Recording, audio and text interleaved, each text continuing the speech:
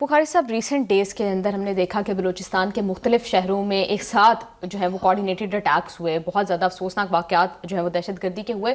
لیکن بخاری صاحب، I am unable to understand کہ ہم آپریشنز تو کر رہے ہیں، ہم وہ سب کچھ کر رہے ہیں جو کیا جا سکتا ہے، لیکن کیا ایسے ہسٹوریکل فیکٹرز اس میں انوالوڈ ہیں جس کی وجہ سے اس کا جو ہے اب تک علا کما نہیں کر پا رہے ہم؟ کوشش کرتے ہیں اس کو سم اپ کرنے کی تھوڑی سی. پہلی بات تو یہ کہ مجھے اس بات کی خوشی ہے کہ ہمارے جو عسکری ادارے ہیں وہ کوئی جھوٹ نہیں بول رہے ہیں. جو نقصان ہمارا ہوا ہے اس کا بھی بتاتے ہیں قوم کو کہ ہمارا یہ نقصان ہوا ہے، اور جو دہشت گرد نشانہ بنتے ہیں اس کا بھی بڑی تفصیل سے ذکر کرتے ہیں. ابھی یہ جو واقعہ ہوا ہے جو 12 شہروں میں ایک ساتھ اٹیک کیا گیا، اس کی ہم کون اس کے پیچھے اس بعد بات کرتے ہیں. اس میں وہ کہتے ہیں کہ شہداء کی تعداد 17 ہے، جن میں پولیس کے 10، ایف سی کے 6 اور لیوی کا 1 نوجوان جو ہے وہ شامل ہے. جبکہ دہشت گرد جن کو جہنم حاصل کیا گیا ان کی تعداد اب 177 ہو گئی، 177 ہو گئی ہے. اس کے علاوہ معصوم شہری جو اس دہشت گردی کا نشانہ بنے ہیں ان کی تعداد 33 ہے. تو ایک تو مجھے اس بات کی خوشی ہے کہ کچھ چھپایا نہیں جا رہا ہے، اور جنہوں نے ماضی میں یہ پالیسی اپنائی تھی کہ وہاں کیا ہو رہا ہے بتایا نہ جائے، اس کے نیگیٹو اثرات جو ہیں. ایک تو یہ. دوسری بات، آپ نے بہت اہم سوال پوچھا ہے کہ یہ سب کچھ کے پیچھے ہے کیا.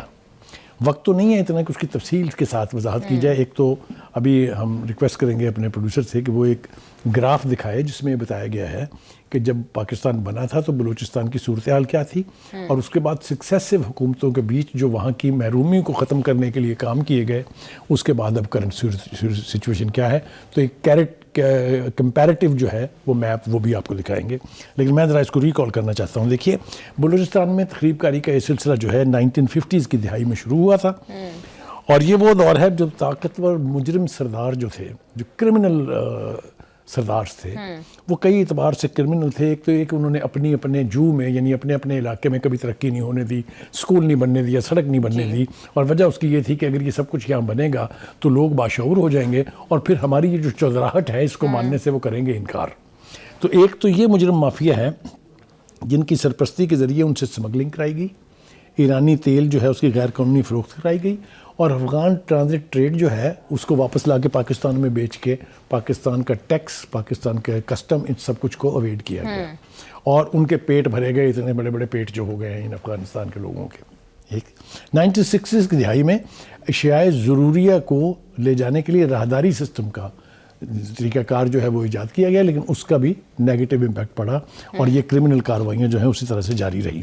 اسی طرح سے یہ دہشت گرد طبقہ جو ہے اور ان کے جو سہولت کار ہیں، جو ان کے سپورٹر ہیں، وہ کسی قسم کی سرمایہ کاری کے خلاف ہیں بلوچستان میں، کیونکہ وہ یہ سمجھتے ہیں کہ اگر ایسا کرنے دیا گیا تو لوگ باشعور ہو جائیں گے اور ان پر ان کے ایجنڈے کا اثر زائل ہونا شروع ہو جائے گا. obviously when you are educated then you know what is good what is bad. ٹھیک ہے جی. چونکہ حکومت نے سمگلنگ کے حوالے سے زیرو ٹالرنس پالیسی جو ہے وہ اپنا رکھی ہے، جس سے ان گروہوں اور ان کے سہولت کاروں کے اوپر منفی اثرات مرتب ہو رہے ہیں. ایک مثال میں دیتا چلو اس حوالے سے کہ ایرانین ڈیزل جو ہے وہ 20 ملین لیٹر روزانہ سمگلنگ کے ذریعے لایا جاتا تھا، جو کم ہو کے اب 1 ملین رہ گیا ہے. تو آپ یہ دیکھیے کہ وہ جو پالیسی وہاں اپنائی گئی ہے اس کے کیا اثرات ہیں. ٹھیک ہے جی.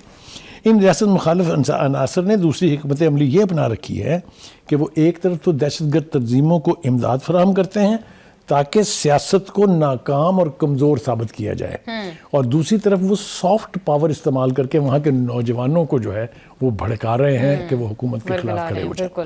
ان دہشت گردوں کے سہولت کار بھارت اور افغانستان میں موجود ہیں، اور کھل کر ان کی تمام کارروائیوں کو سپانسر بھی کر رہے ہیں، اسلحہ بھی فراہم کر رہے ہیں، پیسج بھی فراہم کر رہے ہیں، ٹیکنالوجیکل سپورٹ بھی دے رہے ہیں، سیٹلائٹ ٹیلی فونز کے ذریعے ان کی موومنٹ جو ہے ان کو بھی مانیٹر کرتے ہیں اور ریگولیٹ کرتے ہیں. اصل میں بلوچستان کی آبادی جو ہے اس کے بارے میں یہ کہنا کہ جی سارے بلوچ ہیں، یہ بھی غلط ہے. 40% بلوچ ہیں، 30% پختون ہیں، 17% براہوی اور 13% دیگر قومیں جن میں سندھی لوگ بھی موجود ہیں. ایک بات یہ عیاں ہو گئی ہے کہ نام نہاد بلوچستان کو آزاد کرانے کا نعرے لگانے والوں کا ایجنڈا شیطانی ہے، اور وہ صرف غیر ملکی ان قوتوں کے اعلی کار بنے ہوئے ہیں جو پاکستان کو ڈیسٹیبلائز کرنا چاہتے ہیں. لہذا اگر آپ حقائق کو سمجھیں تو اس دعوے کی کچھ حقیقت نہیں ہے. سب سے بڑھ کے وہاں کے وزیر اعلیٰ نے جو خود ایک بلوچ ہے، انہوں نے کہا کہ محرومی کا ڈرامہ جو ہے یہ ख़त्म होना चाहिए। बलूचिस्तान में न कभी महरूमी थी, न महरूमी है, न कभी महरूमी होगी। वो कहते हैं वसाइल भी मिल रहे हैं हमें। असल में उन साबका सरदारों के होते हुए इनके बेनिफिट्स ग्रास रूट लेवल पर आवाम तक नहीं पहुंचते थे। ये थी उनको तकलीफ असल में। बिल्कुल। बुखारी साहब, दहशत गर्दी के मामले के ऊपर आपके साथ गुफ्तगू हो रही थी और बहुत सारे और सवालात थे जिन पर आपका तज्जिया दरकार था, लेकिन वक्त की कमी की वजह से हमें उसको जो है वाइंड अप करना पड़ा। लेकिन जिन फैक्टर्स की तरफ बुखारी साहब आपने इशारा किया, आई होप कि उनको कंसीडर किया जाए, और फिर जिस तरह से मशरिक़ वस्ता के ऊपर आपने अपना तज्जिया नाज़रीन को दिया, thank you so much sir for all of it.